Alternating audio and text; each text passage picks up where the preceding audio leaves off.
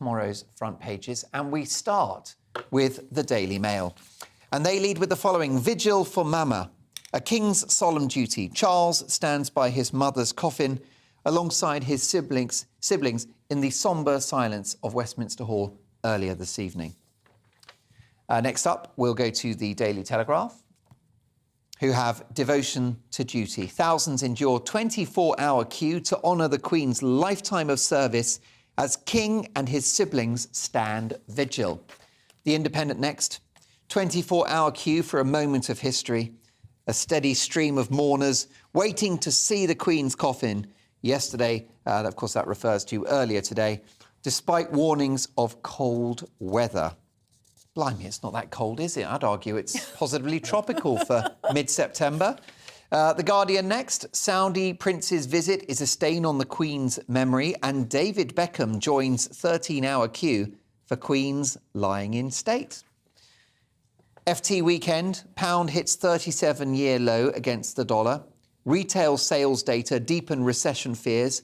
Sterling breaches the $1.14 mark. Euro also records gains. So our currency getting a bit of a kicking at the moment. But let's not panic, shall we? The Times. King's fears over cost of living crisis. The King has expressed concerns over the cost of living crisis and promised to protect religious diversity in a signal of some of his priorities. Silence speaks volumes. Queen's children stand vigil at her coffin in emotional end to week of national mourning. Meanwhile, The Sun, King and country say farewell. King Charles and the people of Britain came together last night at His Majesty's vigil by the coffin of the Queen. The public filing through Westminster stood to pay their respects. It was an amazing experience and such a privilege, said one onlooker. And the Daily Star. The QE2, mourners queuing to pay respects to Her Majesty, form a second massive queue to join the first massive queue. Quintessentially British. And those are your front pages.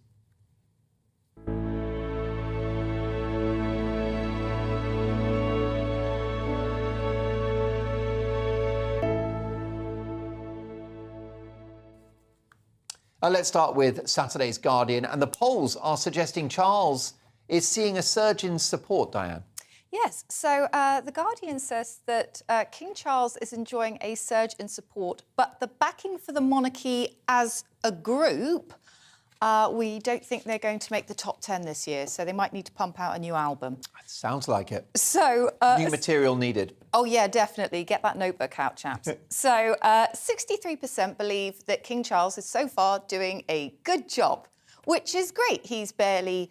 I mean, he's not really technically in the job yet, isn't he? I mean, well, we haven't had the coronation. On the passing of the Queen, he becomes king instantly. Ah, right, OK. And then we have the coronation. Yeah, the coronation, right, this will be the official anointing, but you're instantly king. He's already shaking hands. He's out there. He's got it. He's doing the waves. He's doing all that. He's got the waves has down. he invaded any countries yet? I don't know if that's on the king list. To do, Some colonialism's coming. Where does he start? Take back France, maybe, just as a warm-up?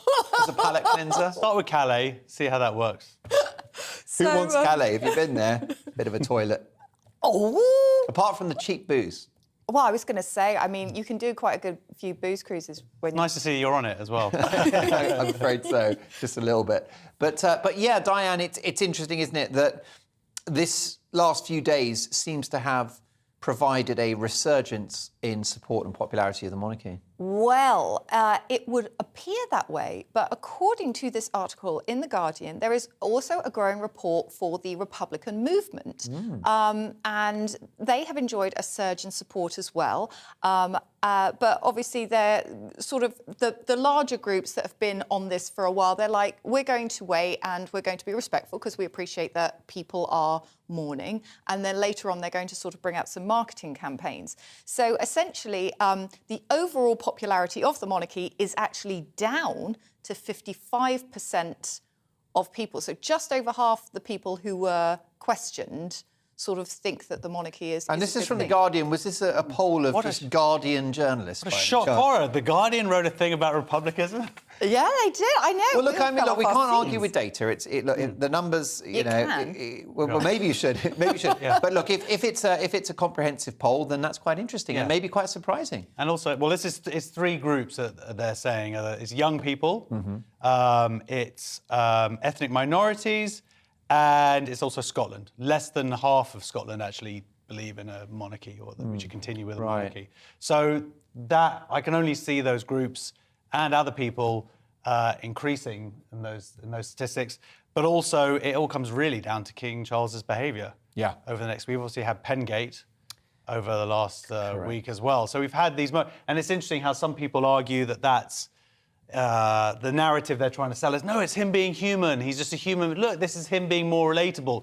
But the thing is, we don't want really anybody that's relatable. I don't want a human. I want that figure. I just want someone who's a stoic, on the stamp, doesn't move. You know what I mean? That's what you want. That's the whole point of it. That's Almost fictional, a sort of never had abstract leader. Absolutely, because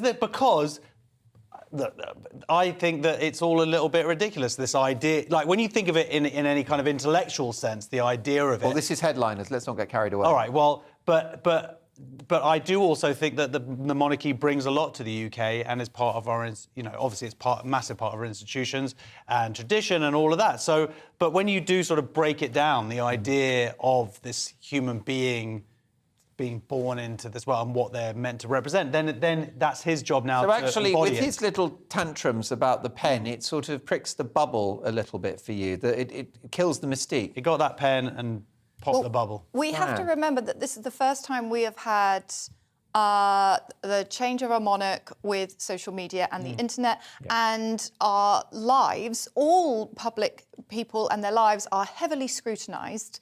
And the monarchy is composed of not just one person. And so this article does go into the idea that perhaps Prince Andrew and also Harry and Meghan have led to the popularity of the monarchy dropping. Yeah, but I mean, look, there's obviously been a bounce back, but what we're really going to see, and nothing's going to really happen until the coronation, and then I guess we've got a year or so to see how King Charles behaves. But you're absolutely right. It is like the social media, how you can zoom in on these little clips. But what seemed amazing to me, and I really thought his speech was really beautiful, and I thought he delivered it well. I think his composure and what he's going through, his losing his mum, that's hard. But to not understand that if you're signing something, that you're on television and people will zoom in on these things, like, that's the moment you've got to control yourself. Like, I'm aware now I'm on TV and that any little part can be edited. It's not going to be hard for people to make me look like an idiot, to be fair.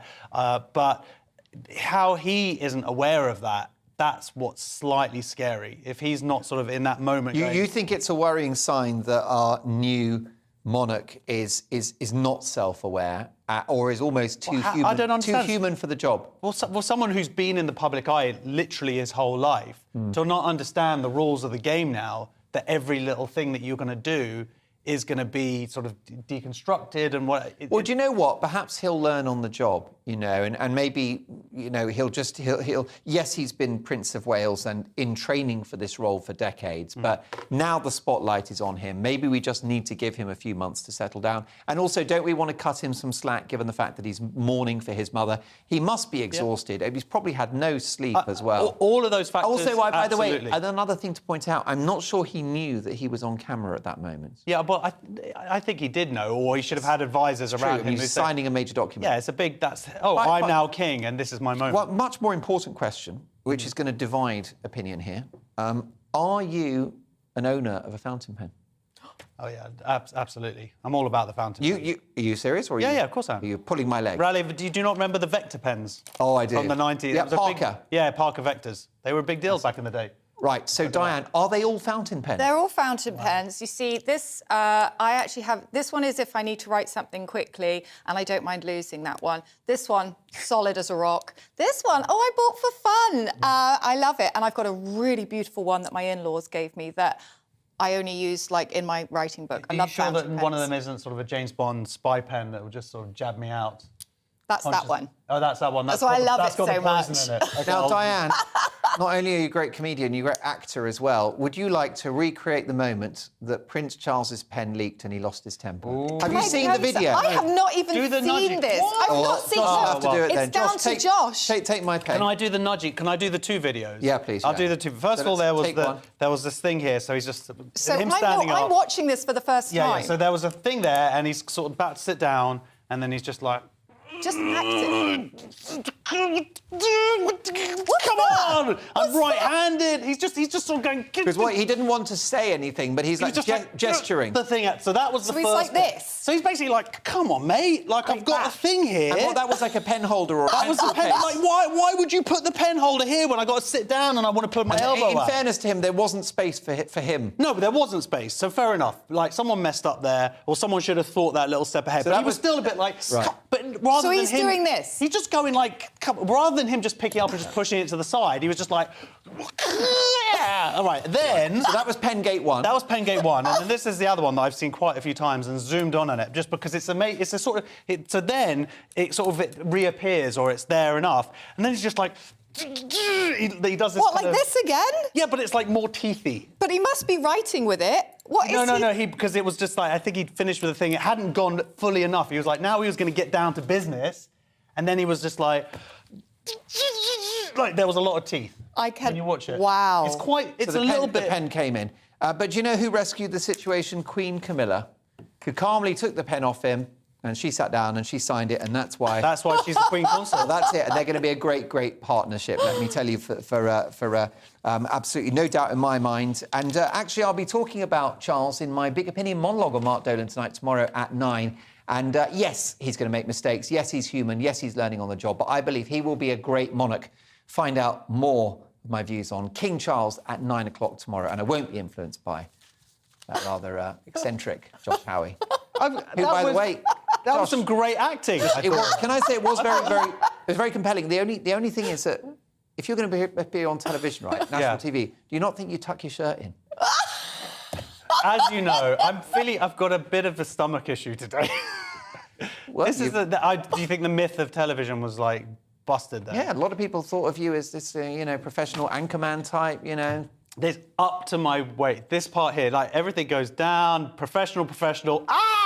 Then it goes pear-shaped at that point. Let me tell you, under that desk, it's a sight for sore eyes. Let's move on to Saturday's Telegraph, and the line to see the Queen is taking its toll on some of those in it, Josh. Yeah, over 400 mourners have fallen sick in line, and a bunch of them have suffered head injuries because, of course, if they're fainting and then they're sort of falling down and hitting the head on pavements and whatever, So, because obviously the queues are so large, whether this is also partly through people not preparing, they've given a lot of warning saying take water, take food, but still being on your feet for 12 hours, 24 hours, obviously the age of some of the people as well. Correct. Fortunately, there are obviously a lot of ambulance people around, and so these people have been taken care of. A small percentage have gone to hospital, hopefully with minor injuries. But it takes its toll on that. And that, when we're talking about 750,000 people, there are going to be people, unfortunately, who are going to suffer in that moment. I think this is a big failure by the Mayor of London. I think he has massively failed. I think that he knew that he was going to have this influx of people, and what we have always missed in London is the right amount of public toilets. And now we have this extra group of people. We need to have portaloos in there. We need to have water in there. We need to help these people who are coming into London. And the Mayor of London, as far as I can tell, is not getting a grip of the situation. And do you know what? Also, the Mayor of London now better be very nice to the Met, because he is relying on them very heavily, and he has been immensely critical of them, with good reason. But I really think this is a massive failure on his part not to deal with the logistics that he knew was coming. I think they do have a lot of toilets. I don't know if that's 100% Do they have portaloos all the way, all along I believe that they have a lot. route? I don't think they necessarily have enough. That's why I haven't been able to go down there, obviously with my IBS. Correct. So I can't do the queue. I wish I could. But this gladly is be there. really Next to important. David Beckham. So many Could have met people him. coming. Yeah. So many people are coming, are elderly, and they're going to be stood there. And also, there are restrictions on what you can actually take in to the cathedral. So people are being told, take camping chairs, take cover, take all of this, take a rucksack, prepare, you're going to be stood on your feet for 12 hours, you're going to climb this Everest to see the Queen. And then as soon as they get to the Westminster Cathedral, they can't take any of it in. So this is a big failure, as far as I'm concerned, of Sadiq Khan. Wow. Josh, back to your IBS. Is that why you don't tuck your shirt in? Mate, you've added 1 and 1 and you've absolutely come up with 2. It saves you a few seconds, doesn't it?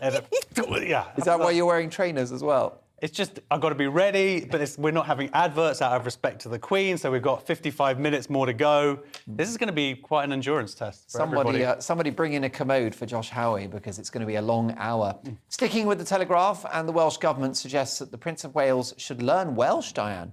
Yes, so the Telegraph have gone with the Prince of Wales should learn Welsh, quote, but no one's expecting miracles, end quote. So obviously I'm not talking... It's quite funny because we've been used to referring to Charles for so long as the Prince of Wales. I always get him as the image in my mind. Of course, we are referring to William. So William is going to have his investiture, his ceremony where he is invested with the title of the Prince of Wales.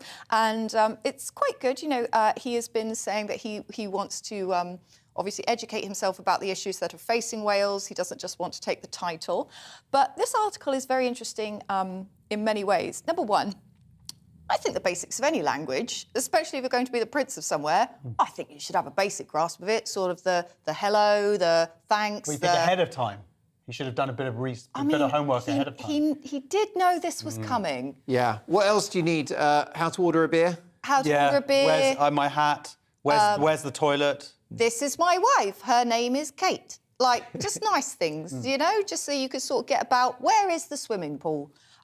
Where is the bus stop? But I don't think he's going to need that one. He might need the swimming pool, but I think he's going to be... I think if he's going to get involved... You think he should be taking the bus? Get on a bus. Just give it a go. See what you like think. Joe You might Biden. enjoy it. Yeah. Also a fan of a bus.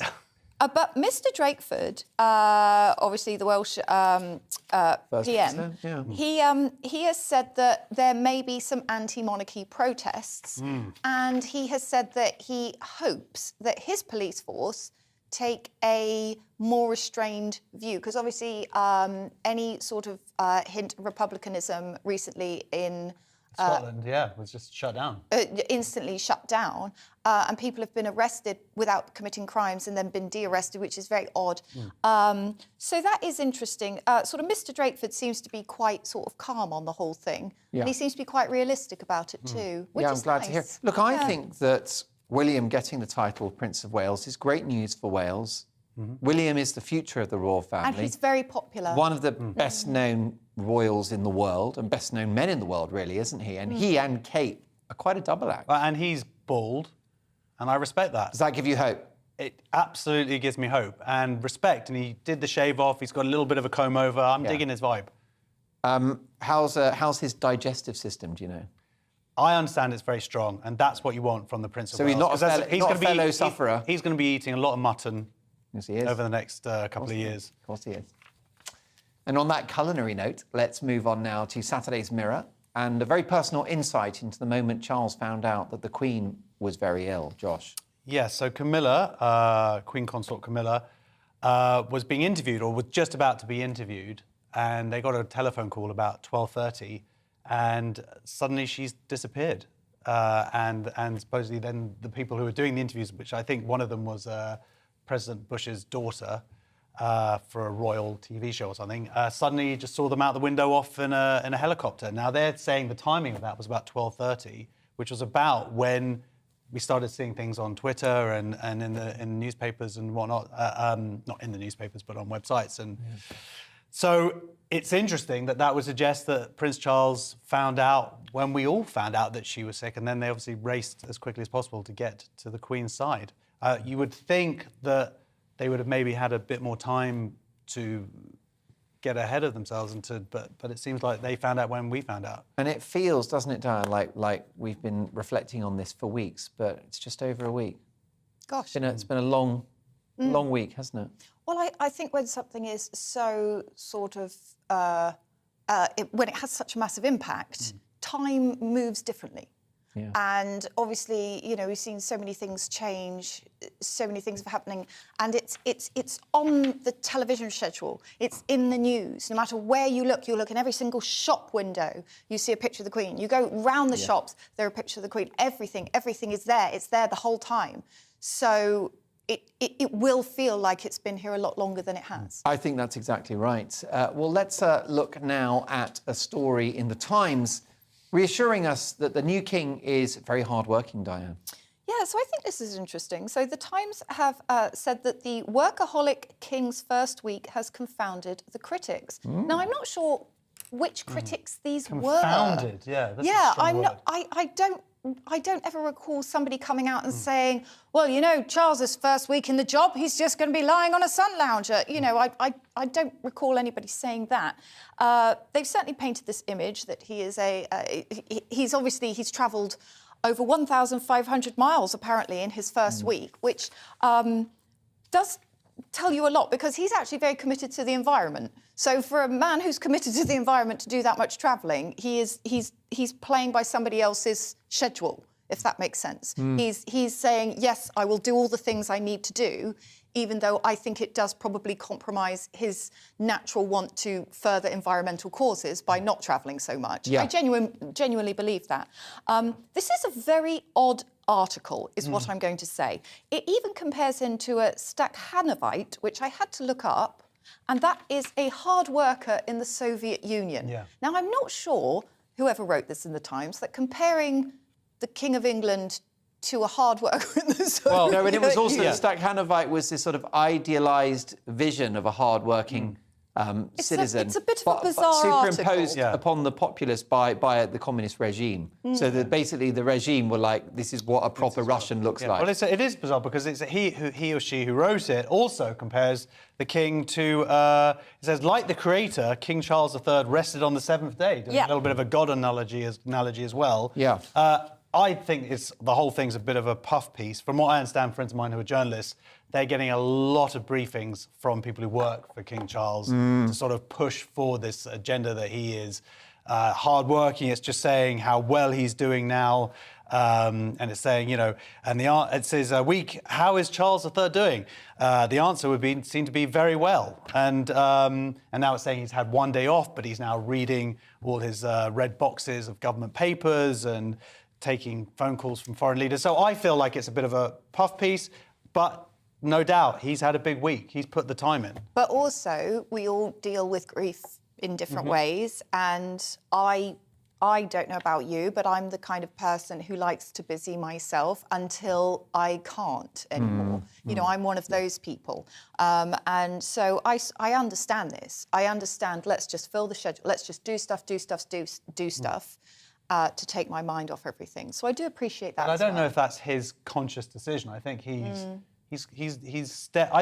analogy I feel like is, I hope this isn't too disrespectful, but this seems like Fast and the Furious, the beginning, where they're doing those car races and then they've got the line and then they're like, that's been him for a long time now. And then someone drops the flag or the handkerchief and now he's off. What is he, a Ford Mustang or a Ferrari? I don't really know cars very well. Okay. But I have seen Fast and Furious. Right. But now has he got damage on the fender? I mean, what sort of condition is the vehicle in? Let's not push the analogy too far. My point is... Is he leaking oil like you are? My point is he has been aware for a long time, thank you very much, that this is his role now for this time. And as you say, Diane, people grieve in different ways. And it usually is when things slow down later and you have that moment of quietness. No, that's exactly right. And we've got to give this guy time to mourn. Yeah. And that's not going to be necessarily now. That's going to be months from now. And it's always that weird thing where I've said this before, you're standing at the sink, you're doing dishes, or a song comes on, or that's when... I've also got some advice for King Charles. Okay. And... he's watching now. I'm so in no position, Charles, Your Majesty, to give advice. But I think that the mistake that he might make, the trap he could fall into, is trying to be liked. Trying to be liked? Yeah. Oh, liked. Yes. I don't think he should try to be liked. And if he's got... Just like you, really. Well, never bothered me, did it? No. If he's got people on his behalf, sending out these positive stories to make him popular, I think that's the slippery slope. Because I don't think that Diane, the Queen, ever tried to be liked. I think she just was who she was. She understood her role. She carried it out with distinction and honour. But I don't think that she saw it as a popularity contest. And I don't think King Charles should either. I agree with you, but equally, the people who were working for the Queen never had to get her running. She was always running. And as the media, because she had such a long reign, the media essentially built up around her. She got a lead in. She was already there when, you know, she was a monarch way before the internet. And so Charles is a monarch in a new era. He is surrounded by new people, and they're going to have these great ideas on how he can be a popular king, and whether those great ideas pan out, that's what we're going to see. You can't force it, is the point.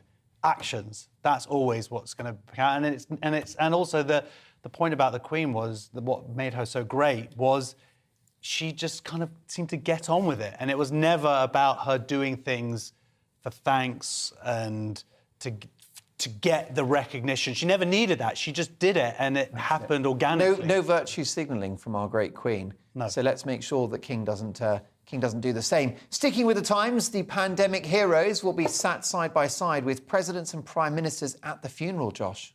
Yeah, so about 183, that's a very specific number actually, volunteers are going to be also there, people who were heroes during the pandemic, helping their communities in different ways. Some of them, I haven't necessarily heard of, but it seems that, there's a person who's been involved in knife crime, stopping knife crime. There are NHS staff who've been working for decades. And the NHS are going to be also being part of the procession, as well as like the army. The NHS workers are going to lead the procession. Lead the procession, right? yeah. So it's going to be like the 2012 Olympics all over again, sounds like.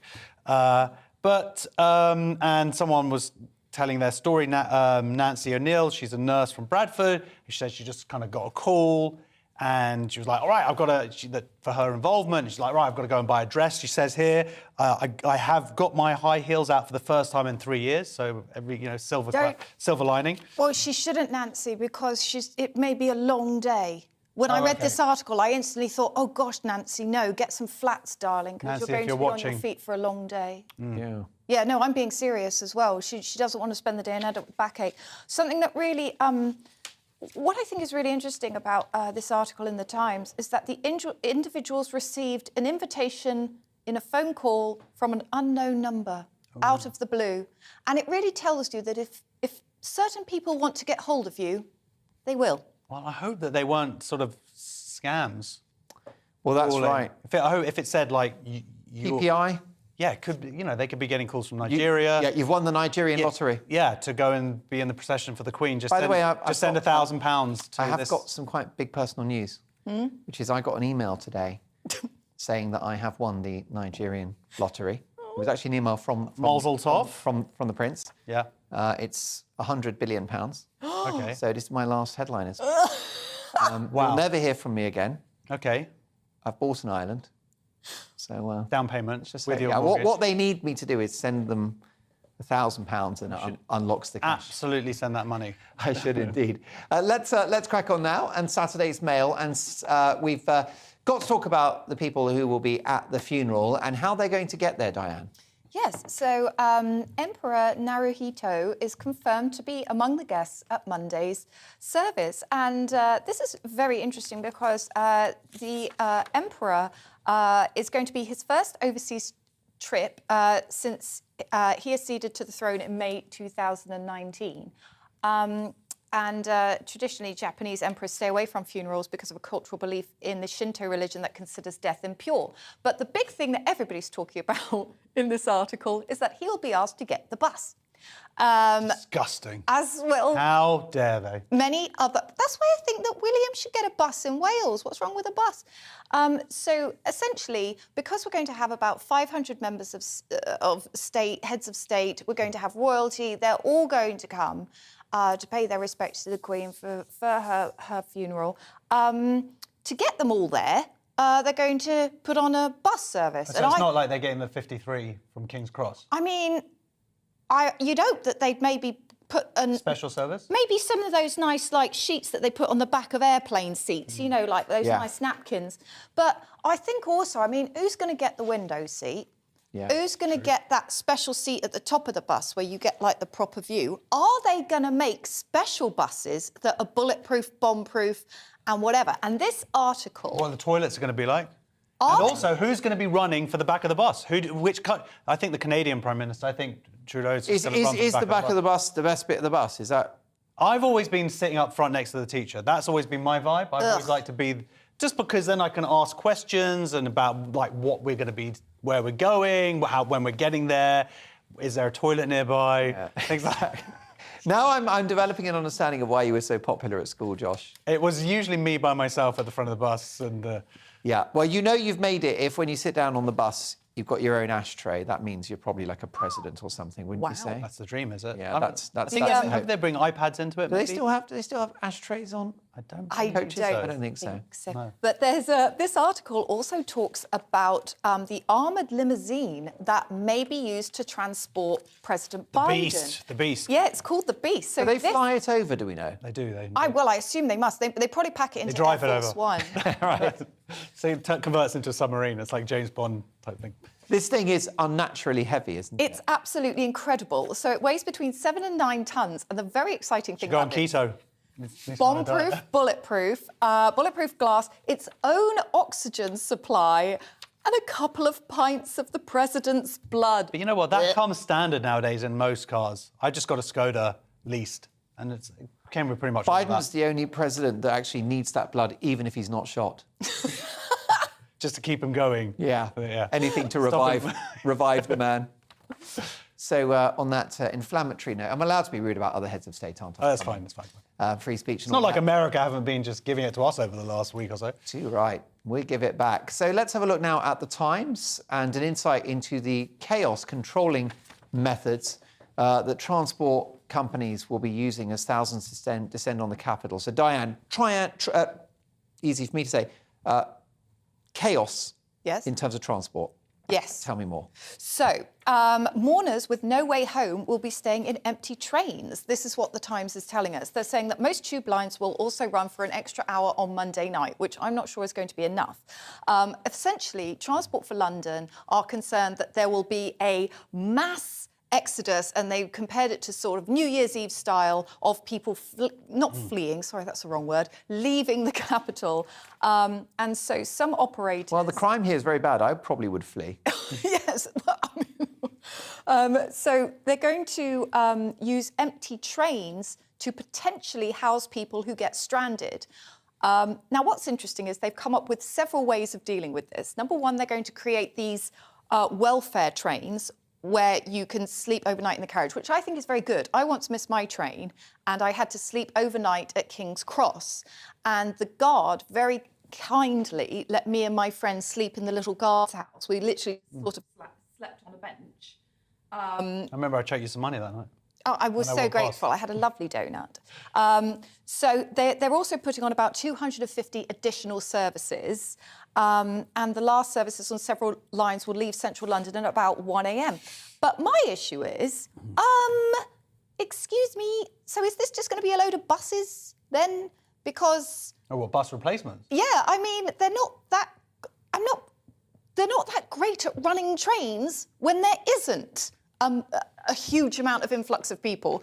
And there's now 20% more people have been going through the barriers near Buckingham Palace. So I'm just anticipating there's going to be a lot more bus replacement services. Yeah, and my heart goes out to a lot of the people trying to leave the capital late on Monday or on Tuesday morning. Yeah. Because they'll have, in many cases, been here for several days. They'll be exhausted and needing to get home. This is going to be sort of Monday evening, so Tuesday morning. Morning, they're saying this is going to be like after the funeral, Yeah. but they're suggesting that rather than just sort of everybody go to the funeral or be on the procession, watching the procession, they're saying, why don't you stick around for a bit? I.e., their suggestion is take a picnic, spend some time in London, raise a glass to Her Majesty. So they're saying get drunk and take a picnic because McDonald's is too expensive. because the tubes are so And are they expensive. saying stay overnight on Monday? Well, they're not saying stay overnight. They're just saying that there might be provisions in some of the stations for people to... They'll basically open the doors. But as Diane said, most tube lines are going to run for an extra hour on Monday night. So I hope the tube drivers are going to be OK, because, I wouldn't want them to sort of exhaust themselves. For their 80 grand a year. Yeah. How about the bank holiday on Monday? Because I was talking to the missus about it. She's German, so she's only ever known British bank holidays where almost everything is open anyway. But Monday is going to be different, isn't it? Even supermarkets will be closed on bank holidays. Some of them are, I think, opening in the evening, like 5 or 6 in the evening. But it will be like a kind of 1970s bank holiday in which the country just a Sunday. properly closes. And will. I mean, I am slightly concerned that some retailers are taking advantage of this. I'm slightly concerned that some retailers are pushing the panic button for consumers, saying, oh, well, the shops aren't going to be open, you better buy what you can now just in case. Because sometimes they like to do that to the public, and I think that's a little unfair. That's a really fair point, totally right. I wouldn't put it past them. Let's move on to some other stories before we return to the very important story of the Queen's funeral on Monday. And it's the economy and businesses facing a tough time, Josh. So, yeah, this is in The Guardian. Companies declared insolvent in England and Wales jumped by 43%. So whilst the tragedy of the Queen's death has been going on, the rest of the world has continued, and it's not looking particularly positive. This is in August that it went up, and part of this now is because whilst Liz Truss, as the new Prime Minister, has announced, obviously, that there's going to be this freeze for our energy bills, for our homes, she hasn't actually announced yet they have said there's going to be help for businesses, but they haven't announced actual plans, and it's still going to be a couple of weeks before they do, which is breeding uncertainty into a very tough time for businesses anyway, because, you read these reports of pub energy bills sort of going from 70,000 to 200,000 or whatever it is. It's just not sustainable for a lot of businesses, certainly if Plus, those they were increases happen. forcibly closed on and off for 2.5 years. Yes. When they reopened, they had social distancing, which means a pub or a restaurant can't actually make a profit because full restaurants make money, not half full ones. And of course, another thing that's happened post-pandemic is that, these businesses have reopened, Diane, but they're carrying a hell of a lot of debt. Yes. So they've had like bounce back loans, the payments for which are now due.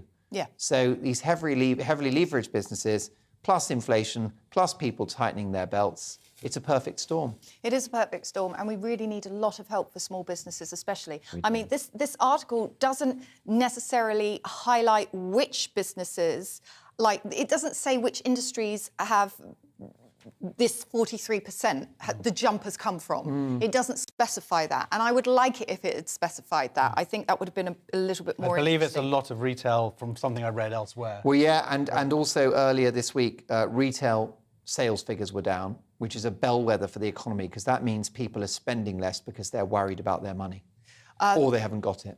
I mean, that is...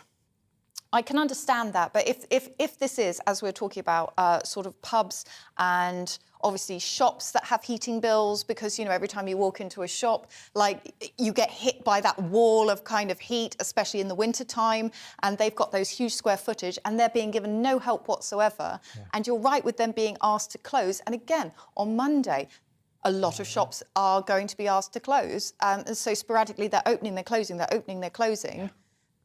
Of course, people... Well, I mean, I wouldn't change a thing in terms of how we're remembering the Queen on Monday. Oh, yeah. But it is worth remembering or reflecting on the fact that it will cost the economy in the tune of billions in lost output. So, it's the timing isn't great, but, it is a moment that I walked into a cafe today. The cafe owners were sitting there in the dark.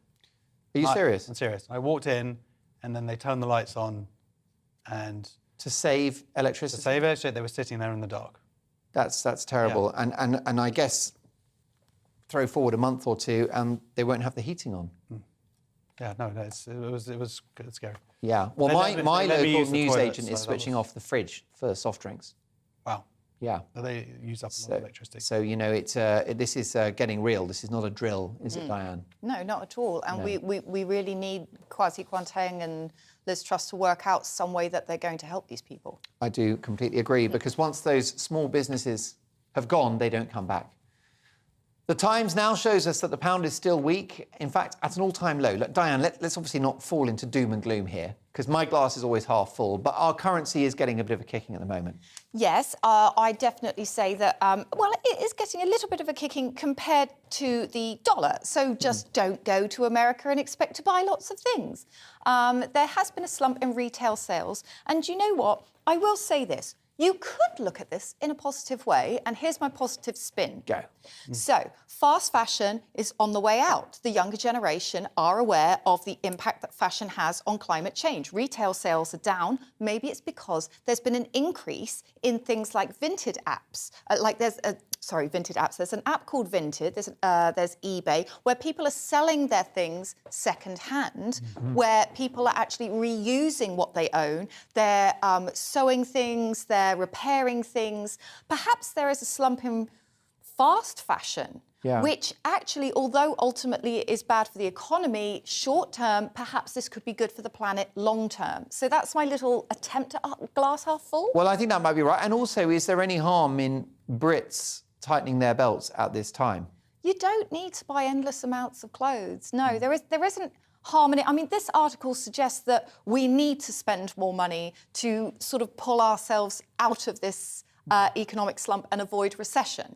That's what the article is suggesting. Yeah. But I don't know. I feel like heavy consumerism is part of what's led us into this mess. I like the idea of us genuinely spending less money, enjoying what we have, really saving up and then buying that treasured piece, rather than sort of doing the fast fashion hauls that they do on TikTok, where they go, look at these outfits I bought today, I'll do another haul next week. And it's like, why do you need all these clothes? I think you've totally got a point, and I agree with you, but I don't know if that's what's got us to this situation here. Obviously, it's the spending during COVID, and it's not the individual spending that's really got us in trouble here. It's our spending as a country. Yeah. So when the bankers across the world are looking at the pound, they're not seeing a healthy economy that surrounds it. 8% of our GDP is basically now financed. We're spending, we need foreign investment to that from other countries to be able to make up that 8% extra that we're spending.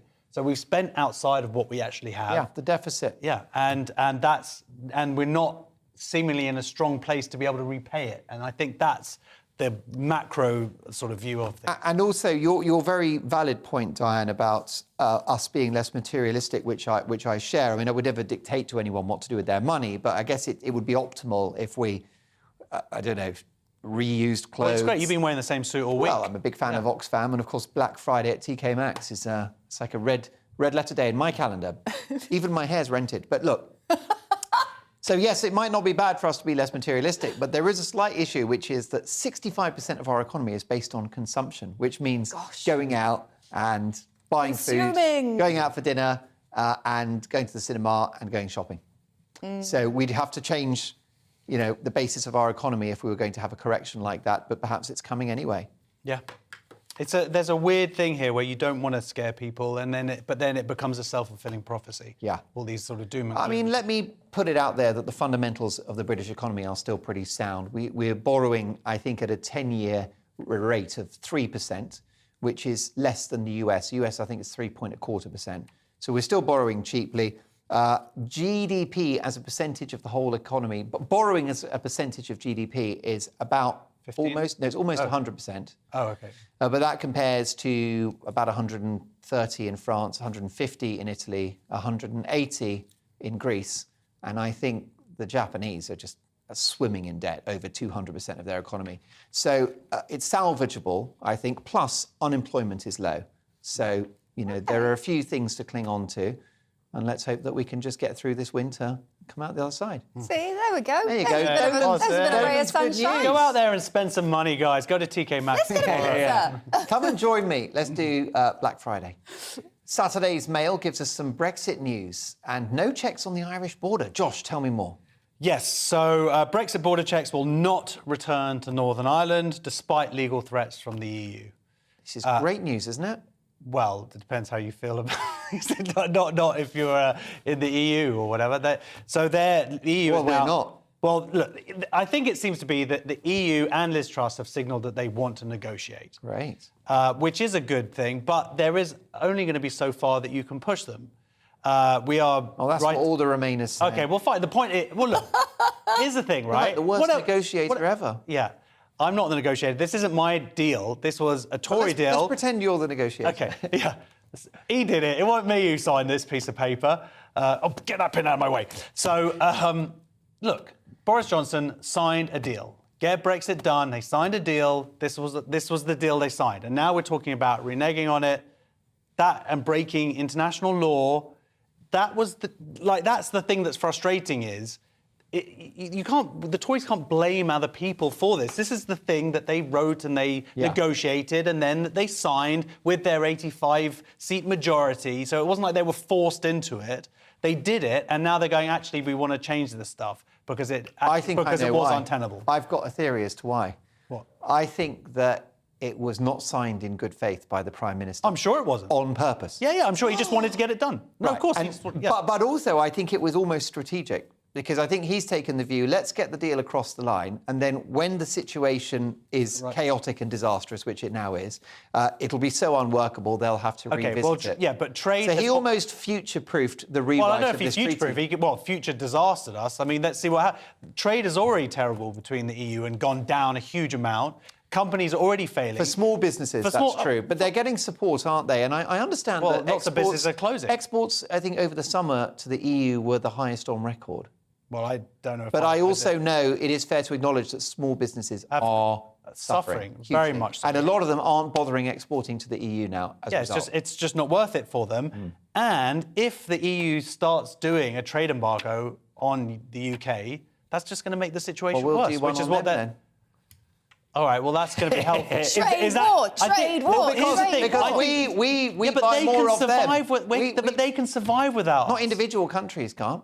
Okay. That's the thing. Well, you think the EU economy is going to tank without trading? Well, they're already in trouble. How many things... But when when Italian farmers find that we're not buying the prosciutto, or when French winemakers notice we're not buying the Sauvignon Blanc, they'll be squealing. Yeah. Listen, I think I hear what you're saying. The deal was not fit for purpose. But my suspicion is it was political expediency that made it happen. I'm sure it was. But that's not how you run a country. That's not how you treat your neighbours. You signed a deal. But they weren't very neighbourly. They weren't very neighbourly. What do you mean they're not very neighbourly? During the negotiations, they weren't very friendly, were they? Oh, really? They wanted to make sure that they got the best deal for them, just like we wanted to make sure. The point is, you sign a deal, you sign it in good faith. I think they wanted to punish Britain for daring to leave. I'm sure that there's truth to that. But the point is, we signed a deal in good faith. It was only when Lord Frost, who's a good friend of mine, stepped in and said to the Prime Minister, if we're not serious about walking away, we'll never get a deal. And so he came in, Boris Johnson grew a pair, and it went to the wire, didn't it? I mean, it was almost the day before the 1st of January 2020 that we got that deal. I was on air reporting on it. Yeah, so they agreed to a deal. That was better than imagine if we were still in the Brexit deadlock now. Oh. Can you imagine? All these companies, can you imagine if we still didn't have a deal? Might still exist and we might still have better trade with the EU. Diane, what do you think about this? By the way, can I just say, isn't it nice talking about Brexit again? Oh, yeah? It feels like the good old days. Is this it? This the respite? Is it just me? I've sort of missed it. I've missed Brexit. Really? I must admit, I don't want to talk about Brexit ever again. I'm so sick of it. Are you over it? Well, yeah, I'm ready. I'm ready. Over it. I'm ready to go back. I mean, it's just like... it just is frustrating. Do you not want to actually see it properly work? Absolutely. Yeah. Absolutely. Of course I do. That's how I feel about it. I'm like, come on, let's fix this. The amount of paperwork, it's ridiculous that people have got to fill in. It's like this. But the point is, we agreed to that paperwork. Yeah, but what I'm saying is that I think it's I sometimes see a mess that I have agreed that the mess was my fault. But do you know what? I'm still happy to go in and go, right, now let's see if we can now fix this mess. And that is what I'm looking forward to. I'm looking forward to them doing it. And we have to think about part of the people who are in our United Kingdom. We do have to think about the people in Northern Ireland because they are being treated differently to other UK citizens, and that's not fair. Well, you're right, it's not fair. So don't sign a deal that's what happens. Yeah, you're so right. Well, I when guess you promised that you wouldn't do that. I guess a bad deal was better than no deal. We would have had a nightmare if we hadn't got that free trade agreement with the EU across the line. And we can't go back in time to change it, but what we can do moving forward is try to not... What? Listen, just Josh, you talk about your free trade deal. I think you secretly love Brexit and you're in denial. Mate, those blue passports. I just like to wipe them all over. Let me also tell you that I think, listen, you're right about everything. And I always said that there would be a short to medium term impacts of Brexit. But I think many people watching this show who voted for Brexit would say, yes, it wasn't only about the economy and that they were not stupid. They knew it would be... I would agree with you. It would be a shock. But a lot of people didn't realise they're going to be losing about £1,000 a year, which is what they're saying the average person is losing because of Brexit. Well, that sort of figure is very debatable, isn't it? Let's debate it. Yeah, let's debate it. Because, you know, then you have new trade deals around the world. But which also, have been proven to actually been worse, some of them. Don't you? But in the end, you'll judge Brexit in the years to come. By the way, that's not helping people now and busines's now. No, it's a fair point. But then we could OK, 20 years from now, it's going to be great. For sure. And listen, I speak as a Remainer. We're brothers. But I'm a Democrat. And once the decision came through... I agree with you. It's like we get behind it and we make it work. And I think that the EU are over-policing that border down the Irish Sea. They don't need to. We've been trading... We've had goods going across the Irish Sea for 45 years. And that why now there have got to be such assiduous customs checks on British sausages going to Belfast is anyone's guess. And the answer is it's politics and it's from Brussels. Yeah, and that's the thing that seems a bit lopsided, don't you think? Don't you think it's a little lopsided that they're really heavily policing the stuff on the Irish Sea, but they're not heavily policing the Calais side of it? It's a fraction of trade that goes across the Irish Sea that's being receiving a disproportionate amount of checks. I think you really don't want to get back to talking about the funeral. I think you're desperate. Well, no, but look, it's a great debate, and I think that all views are valid on that one. Yeah, absolutely. And I'm not. I could be wrong, and I'm sure I'm going to get loads of tweets saying I am. You're not wrong. You're not wrong that small business are suffering. Okay, that's right. But I think it's my view that over time it will recalibrate. I hope so. And I think, do you know what fixes it? Capitalism. Because in the end, the EU want to trade with us. We want to trade with them. We are the biggest customer of their goods. And I think once the politics has sort of washed through the system, I think we'll be fine. I want it to work out. Yeah. Yeah? I mean, we might be very old when it's fixed, Josh. I should warn you about that. I'm already old. Your IBS will be even worse. Oh, my God. You'll just basically, you'll be living on the loo. Do you know how hard it is to get that medication over from France? Oh, my goodness. On to The Guardian now, and more issues arising due to rising bills in the world of radio. Josh, what's going on? Yeah, so this is actually more like pirate radio. Obviously, we've seen small businesses increasing their costs for survival, but what's going on is that pirate radio is sort of, I don't know if you're on the ones and twos, big up the crew. No, OK, fine, none of that. Are you ill? Like Flex FM. Yeah, Flex FM. Do you recognise my voice? So I like Flex FM. Bring on the. OK, fine. Let's not do any more of my call-outs. But these are kind of unofficial, unlicensed radio stations. Yes, but they are also Flex is official. a sort of but they are also a sort of hotbed of talent in terms of DJ, musical, musicians, rappers. This is where a lot of them meet. And new music is created, and the idea and the problem is that they're losing funding or they're not being able to survive. Now, part of me feels sympathetic to that. At the same time, podcasts, people, everybody's doing podcasts in their bedroom now. Things change, the economy changes. Uber comes in, and that affects other bit. So I'm sure that there are knock-on effects from people now being able to do podcasts. At the same time, people can literally run radio shows in their bedroom nowadays. Yeah. So things change, and whether they're essentially asking for funding, but I guess there are going to be a lot of people asking for funding. At the moment. So. Yeah, I mean, these pirate radio stations, they have got an amazing creative and cultural legacy, don't they? If you think about Radio Caroline, which led to all of those legends on Radio 1 in the 60s and 70s. And you must remember that in every post-apocalyptic film I've ever seen, there's always a radio station. True. That's it. Well, now you've got a TV network and it's called GBNews. My thanks to the brilliant Josh Howie and the brilliant Diane Spencer. We've had to stop the show early because Josh needs to fulfill the call of nature, basically. We, of course, are back tomorrow for more headliners at 11. I'll be looking after headliners from 11 till midnight. We're off on Sunday night because of special coverage of the Queen's funeral on Monday. And we'll be back on Tuesday night. And so, look, thank you for your company. I'm back tomorrow at 9 for Mark Dolan tonight. In my Big Opinion monologue, I'll be talking about the challenges facing King Charles. And I'll be celebrating Queen Camilla in my take at 10, plus an all-star panel and lots more. So I'll see you tomorrow at 9, and do join us for headliners at 11. See you then.